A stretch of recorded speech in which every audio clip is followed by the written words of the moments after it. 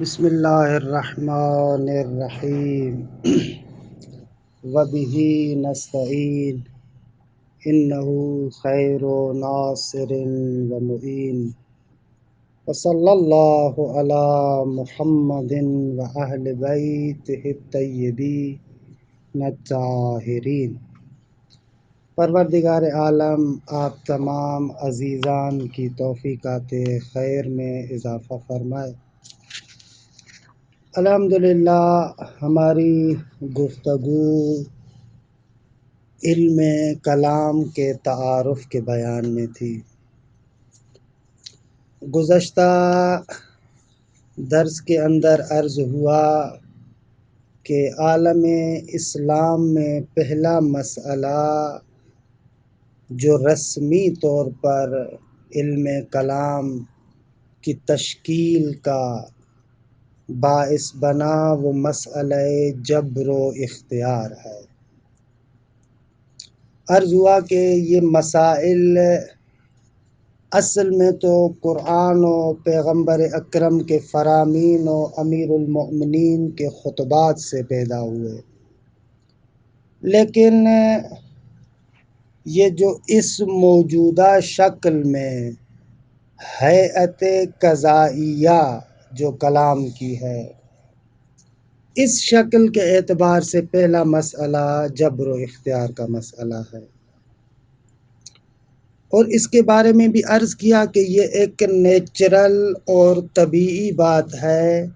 کہ کوئی بھی ملت، کوئی بھی امت اگر بالغ الفکر ہے، تفکر کرنے والی ہے، تو اس ملت، اس سوسائٹی کے اندر یہ مسئلہ جنم لے گا، کیونکہ یہ مسئلہ انسان کی سرنوشت اور تقدیر کے ساتھ تعلق رکھتا ہے۔ دوسرا نقطہ اس مسئلے کے پیدا ہونے کا یہ ہے کہ قرآن مجید کی آیات، ان آیات نے بھی مجبور کیا لوگوں کو کہ اس مسئلے کے بارے میں سوچیں۔ اچھا، عرض ہوا کہ الحمدللہ عرض ہوا کہ یہ مسئلہ جبر و اختیار ضمناً قضاء و قدر کے بارے میں بھی بحث ہے، کیونکہ جبر و اختیار ایک طرف سے اور قضاء و قدر دوسری طرف سے۔ ان مسائل کو دیکھا جائے تو روح مسئلہ ایک ہے، فقط جہت اور زاویہ نظر کا فرق ہے۔ اگر اسی مسئلے کو انسان کے ساتھ مربوط قرار دیا جائے تو جبر و اختیار کی بحث ہے کہ انسان اپنے فعل کے اندر مجبور ہے یا مختار ہے۔ اور اگر اسی مسئلے کو خدا کے ساتھ مربوط کیا جائے تو مسئلہ قضاء و قدر سامنے آتا ہے کہ انسان کے فعل کے اندر خداوند متعال کی کتنی دخالت ہے۔ قہراً اس مسئلے کا لازمی نتیجہ بحث عدل ہے۔ قضاء و قدر کے بارے میں جیسے ہی آپ گفتگو کریں گے فوراً عدالت الہی کی گفتگو آ جائے گی، کیونکہ واضح سی بات ہے کہ ایک لحاظ سے اگر جبر کے قائل ہو جائیں تو جبر اور ظلم میں ایک آشکارا اور واضح رابطہ پایا جاتا ہے۔ یہ کیسے ہو سکتا ہے کہ خداوند متعال کسی بندے کو مجبور کرے اور اس کے بعد اس کام پر اس سے باز پرس کی جائے، اس سے پوچھا جائے کہ تو نے یہ کیوں کیا؟ بھئی مجبور انسان ہے، اب اس سے کیا پوچھنا؟ خود ہی آپ نے مجبور کیا ہے اور اب آپ اس سے پوچھ رہے ہیں کہ تو نے یہ کام کیوں کیا؟ دوسری جانب سے اختیار اور آزادی کا ارتباط عدل سے بالکل واضح طریقے سے ہے۔ جب تمہیں آزاد چھوڑا گیا، تمہیں اختیار دیا گیا اور تمہیں کہا گیا فلاں کام کرو فلاں کام نہ کرو، تو اب یہاں پر عدالت الہی کا تقاضا یہ ہے کہ جو اچھا بندہ ہے، جس نے اچھا کام کیا، اس کو انعام دیا جائے اور جو برا کام کرنے والا ہے اس کو سزا دی جائے۔ اب جیسے ہی عدل الہی کی بات سامنے آتی ہے تو اس بات کے پیچھے خود بخود حسن قبح کی بات آتی ہے کہ انشاءاللہ اس کے بارے میں آئندہ جلسات میں وضاحت ہوگی۔ لیکن حسن قبح کی جو بات ہے وہ خود بخود عدالت کا قہری نتیجہ ہے۔ عدالت کے بارے میں آپ تبھی بات کر سکتے ہیں جب آپ اس بات کو مانیں کہ بعض افعال ایسے ہیں جو ذاتی طور پر اچھے ہیں اور بعض افعال ایسے ہیں جو ذاتی طور پر قبیح ہے۔ عدل ذاتاً اچھی چیز ہے،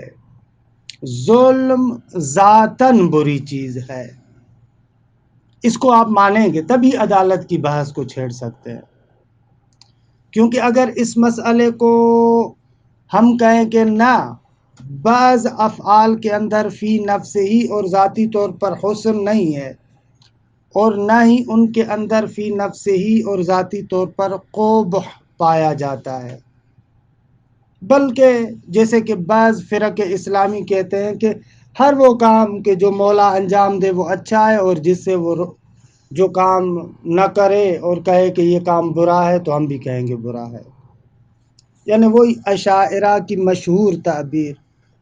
الحسن ما حسنہ الشارع والقبیح ما قبحہ الشارع۔ اچھی چیز وہ ہے کہ جس کو خدا کہے اچھا ہے، بری چیز وہ ہے کہ جس کو خدا کہے برا ہے۔ نعوذ باللہ ثم نعوذ باللہ، قیامت کے دن خدا اگر یزید کو جنت میں ڈالے اور شہدائے کربلا کو جہنم میں ڈالے، ان کے بقول ہماری عقل یہاں پر کچھ بھی درک نہیں کرتی۔ ہماری عقل کہتی ہے یہی عدالت ہے، حالانکہ یہ انسان کے وجدان کے برخلاف ہے۔ بہرحال اس عدل الہی کی بحث کے پیچھے خود بخود اس حسن و قبح افعال کی بحث آ جاتی ہے۔ اچھا، جیسے حسن قبح افعال کی بحث آئی تو اس بحث کے پیچھے خود بخود مستقلات عقلیہ کی بحث آ جاتی ہے کہ ہماری عقل کن موارد میں شارع اور خدا سے ہٹ کر خود افعال کی اچھائیوں کو سمجھتی ہے اور کن موارد میں ہماری عقل نہیں سمجھتی، کہ یہ ایک بحث آ جاتی ہے مستقلات عقلیہ، یعنی وہ چیزیں کہ جن کو خود عقل انسان سمجھتی ہے، چاہے شریعت کا حکم ہو یا نہ ہو، ہماری عقل سمجھتی ہے۔ مثلا عدالت کا اچھا ہونا، امانت داری کا اچھا ہونا،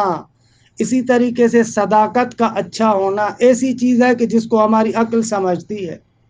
چاہے شریعت کی جانب سے امر ہو یا نہ ہو، شریعت کی جانب سے کوئی تعلیمات ہوں یا نہ ہوں، ہماری عقل سمجھتی ہے کہ بابا عدل اچھی چیز ہے، کہ یہ مستقلات عقلیہ کی بحث بھی اس کے پیچھے آ جاتی ہے۔ اچھا، جیسے مستقلات عقلیہ کی بحث کو ہم لے کر آتے ہیں، اس کے پیچھے حکمت خدا کی بحث خود بخود آ جاتی ہے۔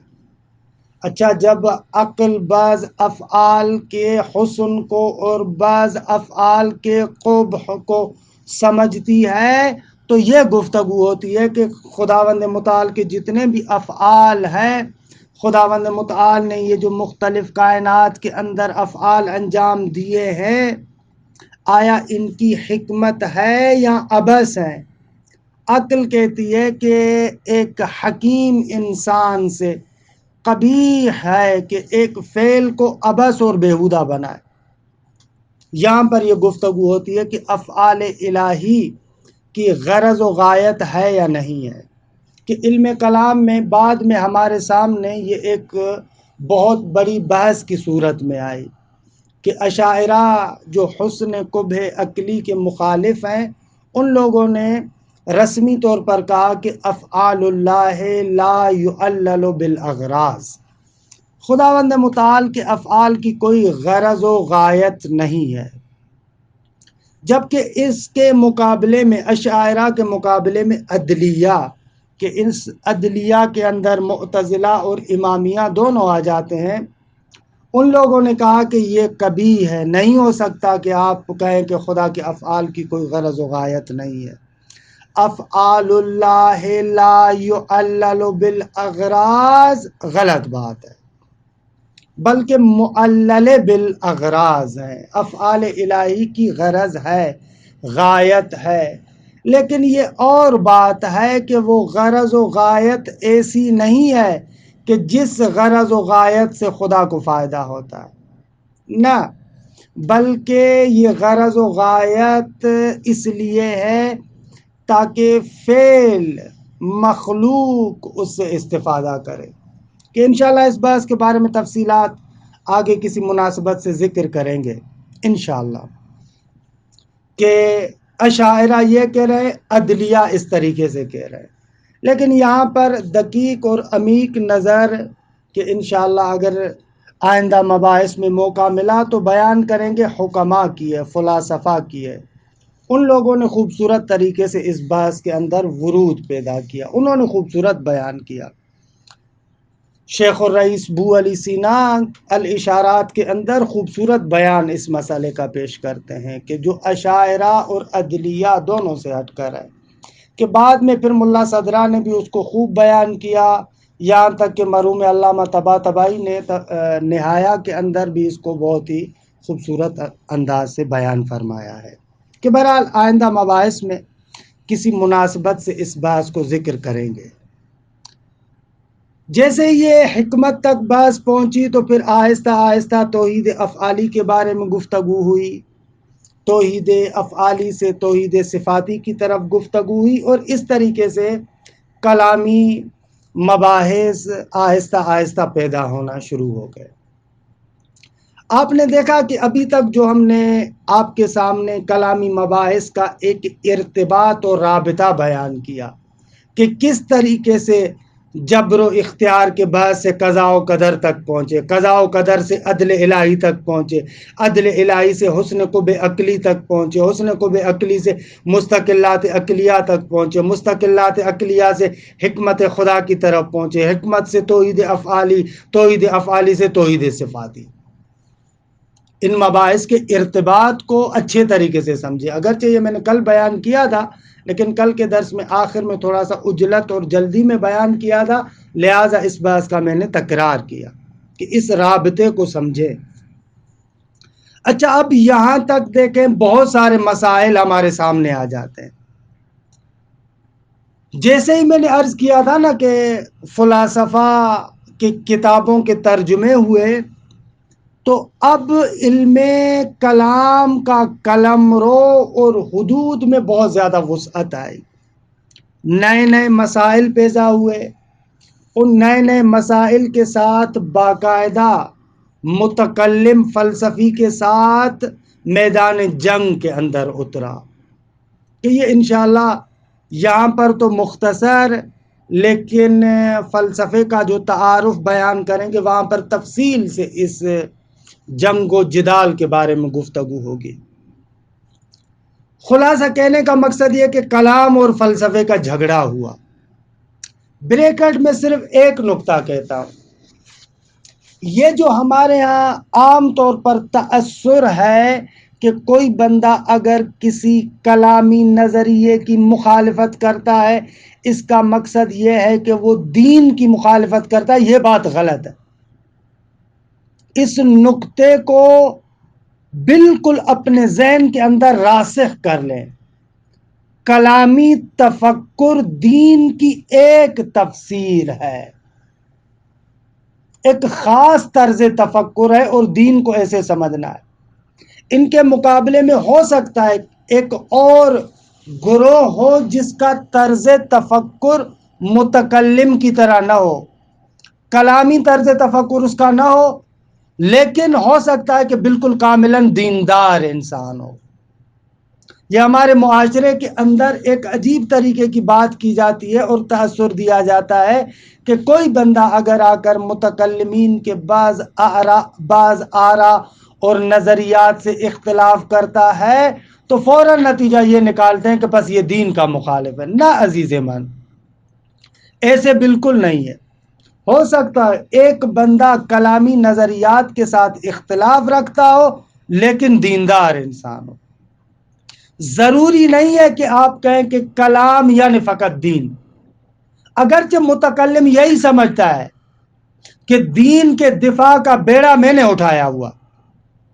میں ہی دین کا دفاع کرتا ہوں، میرے علاوہ جتنے ہیں وہ دین کے مخالف ہیں،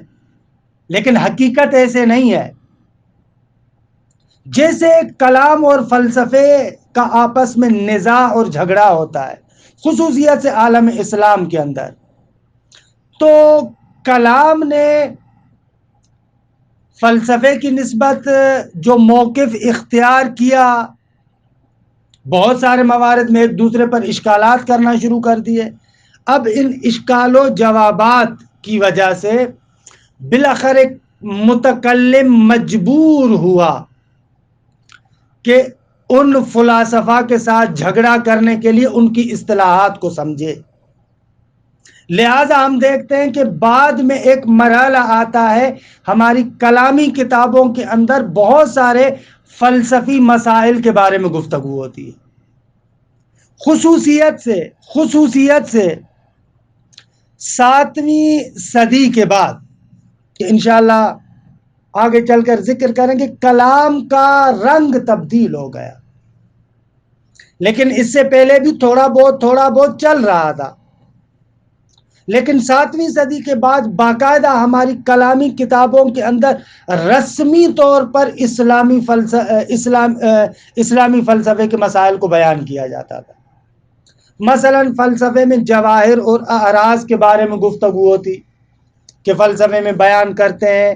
جوہر 5 قسموں پر مشتمل ہے، یا عقل ہے کہ مراد ان کی وہی فرشتہ ہے جس کو دین کی زبان میں فرشتہ کہتے ہیں، عقل ہے، نفس ہے، مادہ ہے، صورت ہے، جسم ہے۔ اب یہ جواہر پنجگانہ ہے، 5 جوہر ہے۔ اسی طریقے سے ان کے بارے میں کلام میں بھی گفتگو ہونے لگی۔ اعراض جو عرض ہیں وہ مشہور قول کے مطابق 9 ہیں، ان کو بھی کلامی کتابوں میں انہوں نے ذکر کرنا شروع کر دیا۔ جسم کی حقیقت کے بارے میں گفتگو، کیونکہ بعض اعتباروں سے یہ بعض خود مبدا اور خدا کی طرف بھی پلٹتی ہے۔ جسم کے بارے میں تفصیلی گفتگو ہوئی کہ آیا جسم مرکب ہے، جسم بسیط ہے، اگر جسم مرکب ہے تو کن چیزوں سے مرکب ہے، کہ یہاں پر ایک بہت بڑی بحث جو متکلمین اور فلاسفہ کے درمیان بھی واقع ہوئی۔ عام طور پر متکلمین کہتے تھے جسم مرکب ہے، اور مرکب بھی اجزاء لا یتجزا سے ہے، یعنی ایٹم، چھوٹے چھوٹے ایسے ذرات ہیں کہ جو قابل تقسیم نہیں ہے، ایسے ذرات سے جسم مرکب ہوتا ہے، کہ معمولاً متکلمین نے اس نظریے کو قبول کیا، جبکہ ان کے مقابلے میں جو اسلامی فلاسفہ تھے، تقریباً 6 صدی ہجری سے پہلے جو مشائی تفکر ہے ہمارے ہاں فارابی اور بو علی سینا کی شکل میں، اور ان لوگوں کے جو پیروکار ہیں، وہ لوگ کہتے ہیں کہ نہ، جسم مرکب ہے مادے اور صورت سے، علم مادے سے مراد وہ حیولہ لیتے ہیں، کہ یہ تفصیلی مباحث ہیں، انشاءاللہ فلسفہ اسلامی کے تعارف میں ان کو ذکر کریں گے۔ یہاں پر صرف اس لیے عرض کر رہا ہوں کہ استاد شہید مرزا مطہری نے ان کو من باب المثال ذکر کیا ہے۔ اچھا، اسی طریقے سے مسئلہ خلا آیا محال ہے، محال نہیں ہے، خلا کی کیا تفسیر ہے، کہ یہ بھی بہرحال ایک مبحث ہے کہ جو فلسفے کے اندر ہیئت قدیم کی وجہ سے، کہ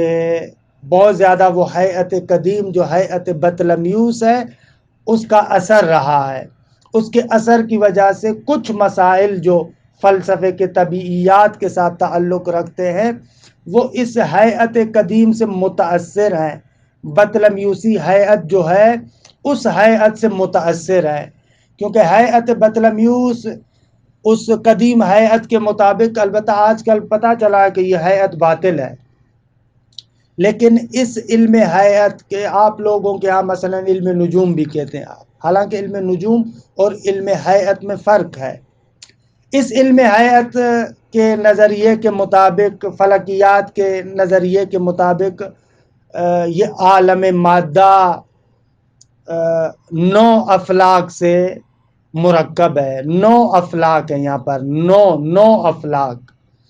کہ ہر فلک دوسرے فلک پر احاطہ رکھتا ہے، کہ اس کے لیے ہم عام طور پر بچوں کے سامنے جو مثال پیش کرتے ہیں وہ پیاز اور اس کے چھلکے۔ آپ دیکھیں نا، پیاز کو اٹھاتے ہیں، اس کے اوپر ایک چھلکا، دوسرا چھلکا، تیسرا چھلکا، اسی طریقے سے گویا کہ وہ تصور کرتے تھے کہ یہ جو عالم مادہ ہے اس میں بھی 9 افلاک ہے، اور ہر فلک دوسرے فلک کے اوپر اسی طریقے سے جیسے پیاز کے ایک چھلکے کے اوپر دوسرا چھلکا ہوتا ہے۔ یہ صرف مثال سمجھانے کے لیے عرض کر رہا ہوں۔ تو اس بحث کی وجہ سے بالآخر علم فلسفہ کے اندر کچھ نظریات ایسے آئے جو اس ہیئت سے متاثر تھے، اور انہی مباحث میں سے ایک مبحث خلا کے بارے میں ہے، کہ آیا خلا جائز ہے، جائز نہیں ہے، ممکن نہیں ہے۔ البتہ اس خلا سے مراد یہ نہیں ہے جو آپ عام طور پر خالی فضا محسوس کرتے ہیں، اس کو کہتے ہیں نا خلا۔ نہ یہ نہ، خلا کا ایک خاص معنی طبیعیات میں بیان کرتے ہیں، اور یہ مسئلہ علم کلام کے اندر بھی آیا، علم کلام کے اندر بھی یہ مسئلہ موجود تھا، وہاں پر بھی یہ بحث ہو رہی تھی۔ خلاصے کہنے کا مقصد یہ ہے کہ اس فلسفے اور کلام کی جنگ کی وجہ سے کلام کا جو قلمرو ہے وہ بہت زیادہ بڑھ جاتا ہے، اس میں وسعت آتی ہے۔ بہت سارے ایسے مسائل ہیں کہ جو اب فلسفے اور کلام کے درمیان مشترک مسائل کہلاتے ہیں، انہی مسائل کو آپ فلسفی کتابوں میں بھی دیکھیں گے، انہی مسائل کو آپ کلامی کتابوں میں بھی دیکھیں گے۔ اور خصوصیت سے جو 7ویں صدی کے بعد، کہ انشاءاللہ ہم فلسفے کے تعارف میں ذکر کریں گے کہ 7ویں صدی کے بعد رسمی طور پر فلسفے نے کلام کو ہضم کر دیا، فلسفے نے نگل لیا کلام کو۔ 7ویں صدی کے بعد جو کلام ہمارے سامنے آتا ہے وہ کلام فلسفی ہے، اس کا رنگ و بو تبدیل ہو جاتا ہے۔ استاد شہید مرتضی مطہری مقالات فلسفی، ان کی ایک اور تصنیف ہے، اس کے اندر بیان کرتے ہیں کہ پوری تاریخ کلام اور فلسفے کو ہم لوگ جب اٹھا کر دیکھتے ہیں، پتہ چلتا ہے کہ یہ جو متکلم اور فلسفی میں جھگڑا رہا ہے، کسی بھی جگہ پر فلسفے نے کلام کے سامنے ہتھیار نہیں ڈالے، بلکہ یہ فلسفہ تھا کہ جس نے کلام کو ہمیشہ ہرایا ہے۔ ہمیشہ متکلم نے حقیقی معنی کے اعتبار سے دیکھا جائے فلسفے کے سامنے ہتھیار ڈالے ہیں۔ کسی بھی جگہ پر کسی مسئلے میں بھی فلسفے کو کلام چیلنج نہیں کر پایا، اشکالات کیے، اعتراضات کیے، کفر و شرک و ضلالت و گمراہی کے فتوے دیے، لیکن واقعاً میدان علم کے اندر جو جنگ ہو رہی تھی، کسی بھی جگہ پر متکلم نے فلسفی کو کسی مسئلے میں ہرایا نہیں ہے۔ پروپیگنڈا بہت ہوا کہ آج تک ہوتا ہے،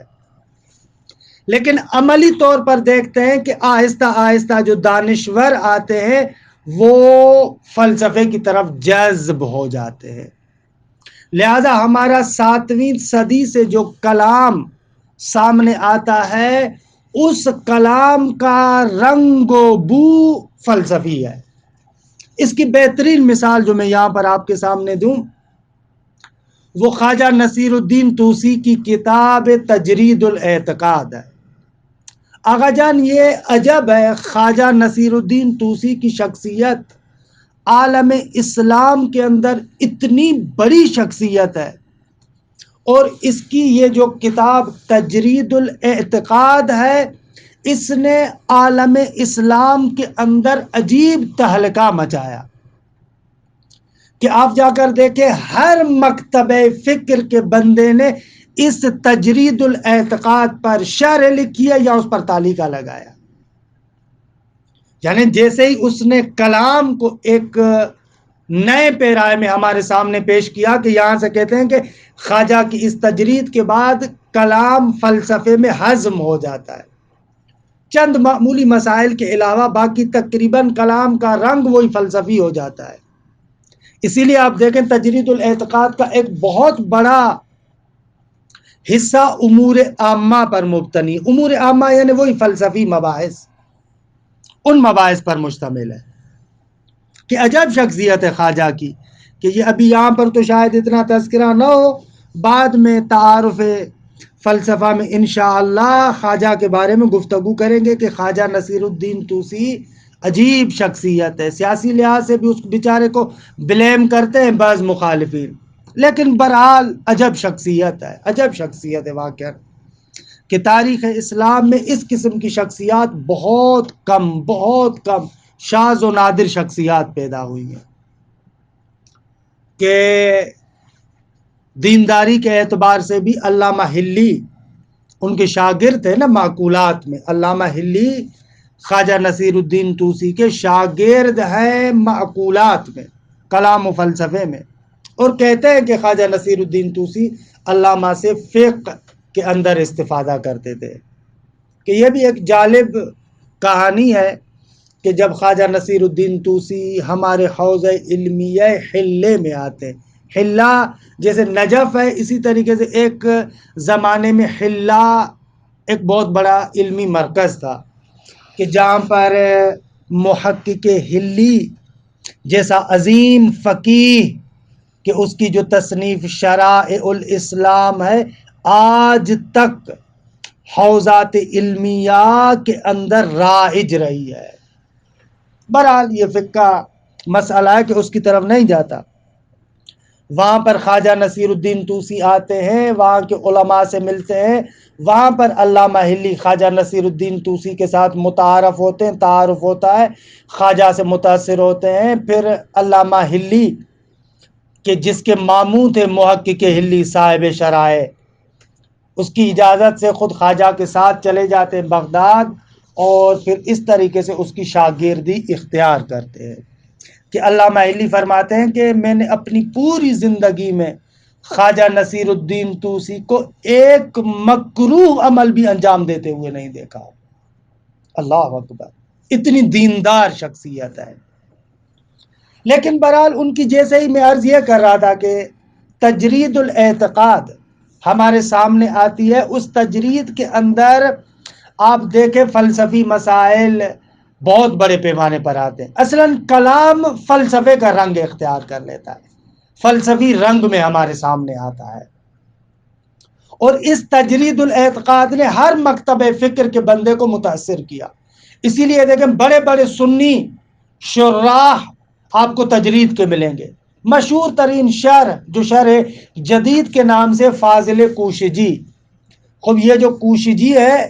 ظاہری طور پر اشعری مکتب تفکر سے تعلق رکھتے ہیں، لیکن تجرید الاعتقاد سے بہت زیادہ متاثر ہے، تجرید پر ایک مفصل شرح لکھتے ہیں، یا ان شروحات پر جو حواشی ہیں بزرگان کے، عالم اسلام کی بہت بڑی بڑی شخصیات، محقق دوانی کے آپ کو تعلیقات ملیں گے شروع تجرید پر، سید سند صدر الدین اس کے تعلیقات ملیں گے، اور اسی طریقے سے محقق خفری ایک بہت بڑی شخصیت ہے، اس کے تعلیقات آپ کو ملیں گے شروع تجرید پر، کہ یہ تجرید باقاعدہ ایک جسے کہے کہ تمام عالم اسلام میں عجیب طریقے سے اثر انداز ہوتی ہے۔ حتیٰ بعد میں جو مکتب اشعری کی دو بہت بڑی تصنیفات، ایک شرح المواقف اور ایک شرح المقاصد، کہ شرح المواقف شرح میر سید شریف جرجانی کی ہے، کہ اشعری مکتب فکر کے ایک بہت عظیم عالم دین ہے، بہت بڑے عالم دین ہے، کہ اس کے شرح المواقف میں مواقف کے مصنف قاضی عز الدین ایجی ہے، شرح المقاصد ملا سعد الدین تفتازانی کی کتاب ہے، کہ یہ بھی مکتب اشاعرہ کے انشاءاللہ تفصیل آتا ہے کہ بہت بڑے عالم ہے، بہت بڑی شخصیت ہے۔ اس وقت خود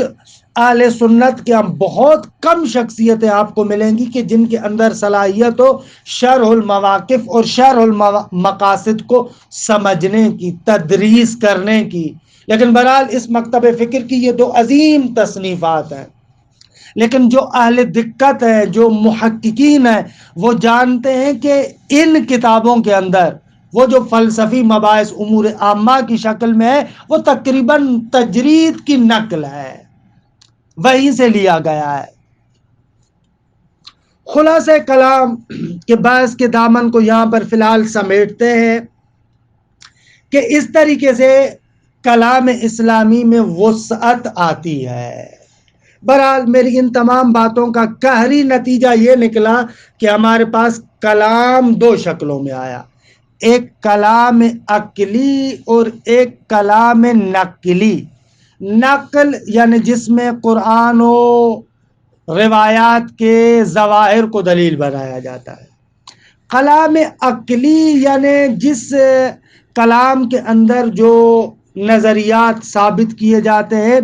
خالص عقلی استدلالات سے، یعنی جو دلائل دیے جاتے ہیں ان دلائل کے مقدمات، ان کی بنیادیں عقلی مقدمات پر ہیں. اس اعتبار سے کلام کا ایک بہت بڑا حصہ ہمارے پاس کلام عقلی کی صورت میں یہ جو امور عامہ کے مباحث ہیں، یا حتیٰ کچھ ایسے مسائل جیسے توحید کا مسئلہ ہے، نبوت کا مسئلہ ہے، معاد کے بعض کلی مسائل ہیں کہ جن کو عقلی دلائل کے ساتھ اس بات کیا جاتا ہے. وہاں پر نقلی دلائل سے آپ اس بات نہیں کرتے. بھئی خدا کے وجود کو آپ عقلی دلیل سے ثابت کریں گے نا، آپ یہ تو نہیں کہیں گے کہ خدا کا وجود ہے کیونکہ قرآن میں لکھا ہوا. خب ابھی تک جب خدا کا وجود ثابت نہیں ہے تو قرآن مجید کے ذریعے سے تو آپ ثابت نہیں کر سکتے نا. یا اسی طریقے سے کلی طور پر نبوت عامہ کے مسائل یا کلی طور پر معاد کے مسائل کہ یہ دلائل عقلیہ سے اس بات ہوتے. اگر نقلی دلیل ہے بھی صحیح تو وہ فقط تائید کی حیثیت رکھتا ہے. اور بعض مسائل علم کلام کے اندر ایسے ہیں کہ جو نقلی مسائل کہلاتے ہیں. جب اصلی مسائل کے ذریعے سے کلی مباحث کو ثابت کر لیا، نبوت کو بھی ثابت کر لیا، تو اب نبوت کے کچھ فروعی مسائل ایسے ہیں کہ جن کو نقل کے ذریعے سے، وحی کے ذریعے سے ثابت کیا جاتا ہے. مثلا بہت سارے مسائل جو امامت کے بارے میں، خب جب نبوت کے مباحث تک آپ نے عقلی دلائل سے ثابت کر لیا، پیغمبر کی نبوت کو ثابت کر لیا، اس کی عصمت کو ثابت کر لیا، تو اب بعض چیزیں ایسی ہیں کہ جن کو آپ پیغمبر اکرم کے قطعی فرامین کے ذریعے سے ثابت کر سکتے ہیں، قرآن مجید کی آیات سے ثابت کر سکتے ہیں، جیسے مسئلہ امامت ہے. بہرحال فتلخص، خلاصہ کلام یہ کہ کلام کی یہ روداد اور کلام کا یہ مختصر سا تاریخی جائزہ تھا کہ کلام ان مراحل سے گزرا ہے. بہرحال خداوند متعال آپ کو سلامت رکھے. بقایا بس انشاءاللہ آئندہ جلسے میں.